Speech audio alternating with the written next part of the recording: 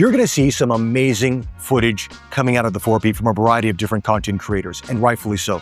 The camera system is fantastic, but a lot of you are probably not in that camp that's gonna do all the big color grading, to do all the cinematic shots over and over again. You probably want something that you can just take on the go, run and gun, that's gonna give you a great zoom lens, great auto tracking. At the same time, be that camera that can maybe replace some of your smaller video cameras to get you really good footage. That's who this video is for. My first impressions on the Pocket 4P. Let's get into it.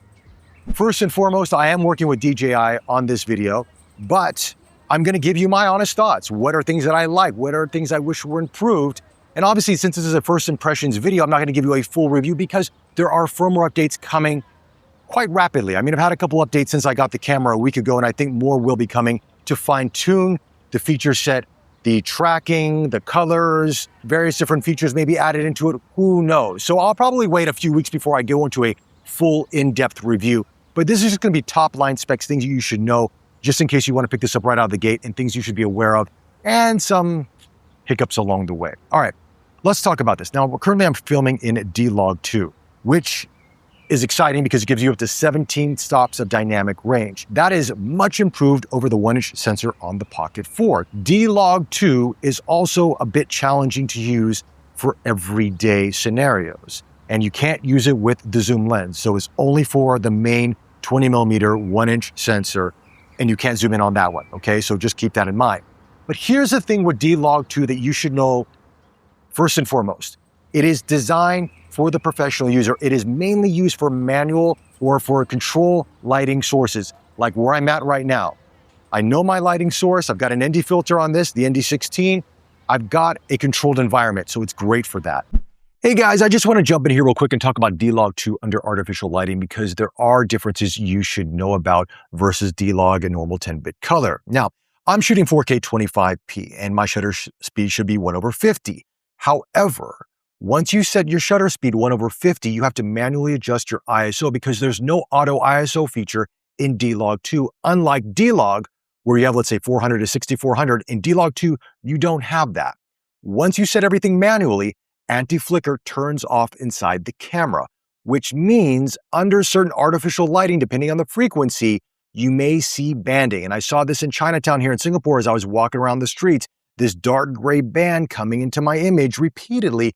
It ruined a lot of my shots. I wasn't sure about this until I went home and researched it a bit more and realized that, yeah, because of the frequency and there's no anti-flicker option, it does cause banding. So to be safe, if you're gonna be outdoors and you're not too sure of the lighting conditions, film in DLog versus DLog 2. But here in my studio where I'm at right now, DLog 2 is fine, no issues at all. Also, as I mentioned, you can't switch over to the zoom lens without turning it off, going into DLog and moving over that. You can use one of the custom buttons to quickly make that scenario happen, but it's not the same. But if you want to use it as more of a run and gun, stick to DLog. You'll be very happy with that. And by the way, DLog on these Pocket cameras are fantastic. As you saw in my 4 video, the image quality was great. I shot a review on the Tamron 35 to 100 2.8, all shot on the Pocket 4 in DLog. And a lot of you commented on the colors. It really is stunningly beautiful. So keep that in mind. You're going to be very happy with DLog for the most part. One thing I'm going to say about DLog 2 right now is just looking onto the screen is that it does look a bit darker than DLog. So yeah, and your ISO doesn't go up as high. So I think the max is 3200 on ISO, but it does go a little bit lower than DLog. So it's a bit of a trade-off on that one, I would say. All right, going back to DLog here, because I'm going back and forth with the zoom. So you're going to see a little bit of difference in terms of the color a little bit here. DLog seems to be a little bit more brighter. So now we're using the 3x zoom on this, which gives you about equivalent of 60 millimeters. And as you can see, it looks really good. Now I'm using the ND16 filter on this that was provided by DJI. This is their own ND filter system, but this is a very nice focal range. This actually gives you a little bit more idea of the depth of field in the bokeh as I'm talking here. But again, a great little talking head here. It's very clear, very sharp.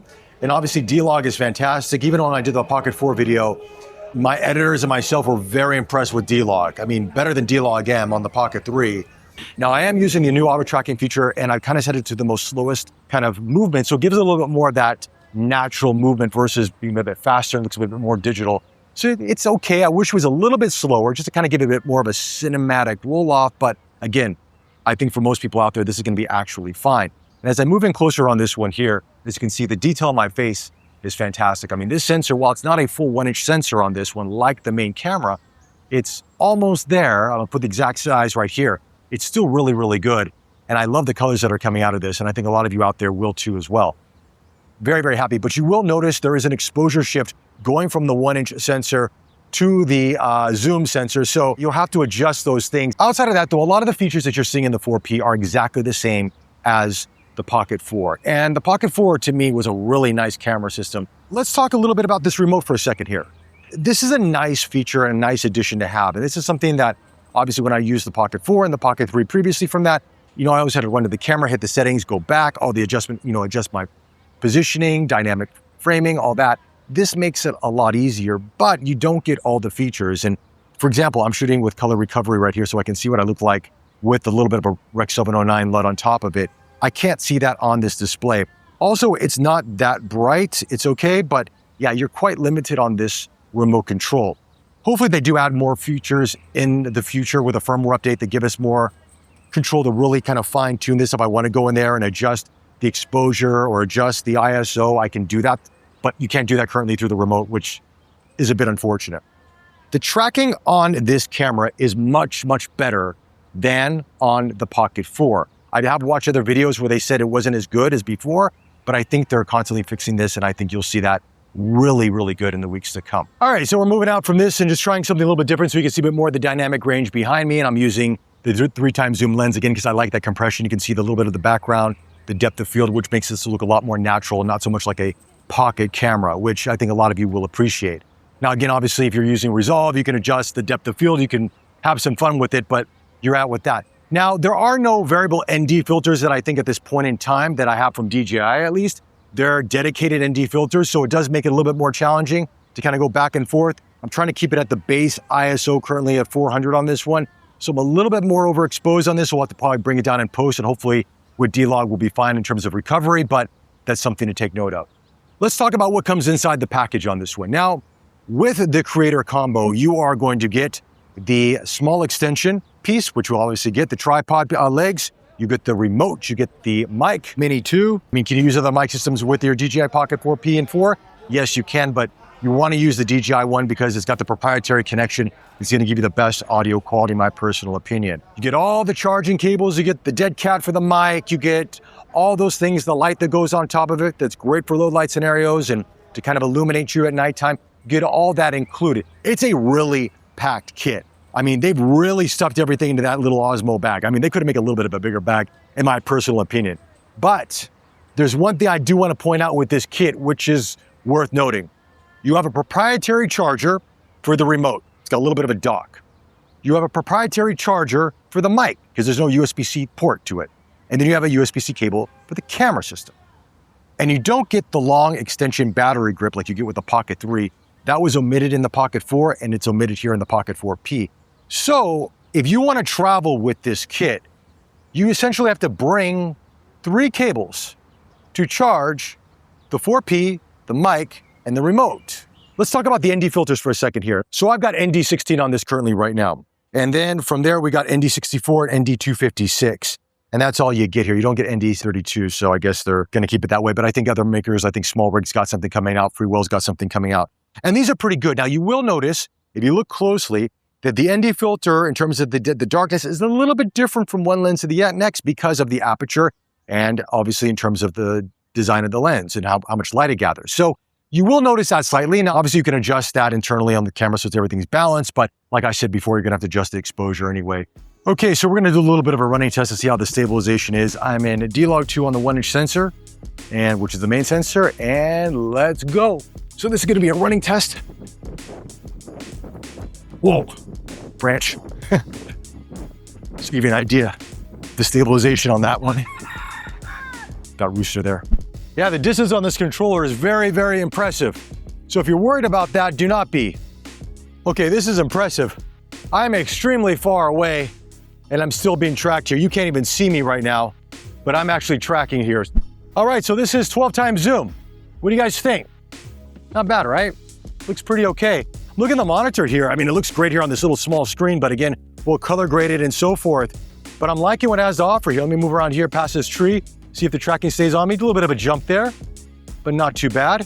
One thing I do want to point out on this, which hopefully does come in a future firmware update as well, is that it is a bit sensitive, even when you slow it down to the slowest movement for the gimbal, that it's still fast. So even if I move my hand a little bit like this, it moves a bit where it should be steady.